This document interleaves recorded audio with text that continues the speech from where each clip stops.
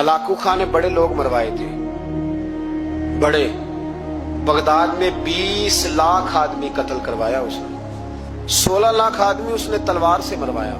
लोगों ने ना जेरे जमीन तह खाने खोदने शुरू कर दिए, 4 लाख आदमी तह खानों में छुप गया और चुन चुन के मुसलमान मारता था। जब हलाकू को किसी ने बताया ना 4 लाख बंदे छुप गए, उसने नहरों के बंद तुड़वा दिए, दरियाओं के बंद तुड़वा दिए, पानी जेरे जमीन चला गया, 4 लाख आदमी डूब के मर गया।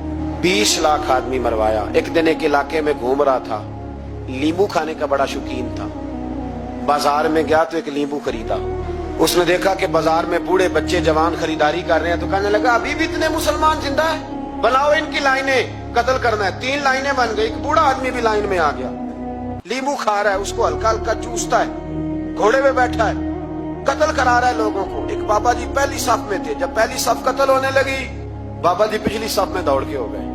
हलाकू खां हंस रहा है उसको देख के। माज़अल्लाह, जब बंदा होता है ना किसी मनसब पे, फिर वो मजाक उड़ाता है दूसरों का। बाबा दूसरी सफ में आया तो हलाकू खान ने वो भी कत्ल कराई, तो बाबा दौड़ के तीसरी सफ में। आखिरी सफ के कोने पे जब बाबा खड़ा हो गया ना, तो सारे बंदे मर गए। बाबे को कत्ल करने लगा जल्लाद। हलाकू कहने लगा ठहर जा। कहने लगा बाबा तू तीसरी सफ में आया था, तेरा क्या ख्याल था बच जाएगा? बाबा कहने लगा ख्याल नहीं, मेरा यकीन है कि मैं बच जाऊंगा। मेरा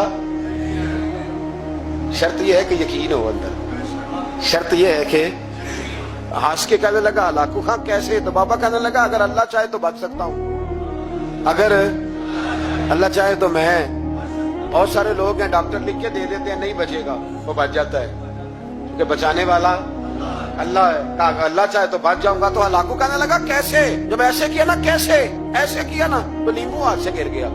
वो बच्चे प्लेयर नहीं होते, वो गेंद गिनती है तो छलांग लगा के पकड़ लेते। बड़ा घोड़सवार था, नेजाबाज था, छलांग लगाई नींबू कैश करने के लिए। कैसे तू कैसे बचे? यूं हाथ घुमाया, नींबू गिरा तो छलांग लगाई, नीचे झुका। जब नीचे झुका ना तो गिर गया घोड़े से। जो पैर था वो घोड़े की रकाब में उलझ गया। घोड़ा डर के दौड़ गया। जब घोड़ा दौड़ा तो जमीन पर जोर जोर से सर लगने लगा।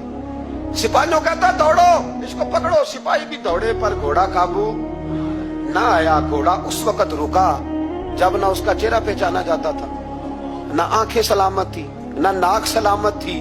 उसकी खोपड़ी सारी इस तरह चूर चूर हो गई जैसे किसी ने हथौड़े के साथ पीसी हो।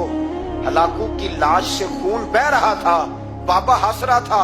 एक सिपाही कहने लगा बाबा तू क्यों? कहने लगे मैं अपने रब की कुदरतों पे मुस्कुरा रहा हूं। कुल्लु मन अलैहा फान व यबका वजहु रब्बिका ज़ुल जलाल वल इकराम का मैंने इसे समझाया था कि बचाने वाला बचा लिया करता।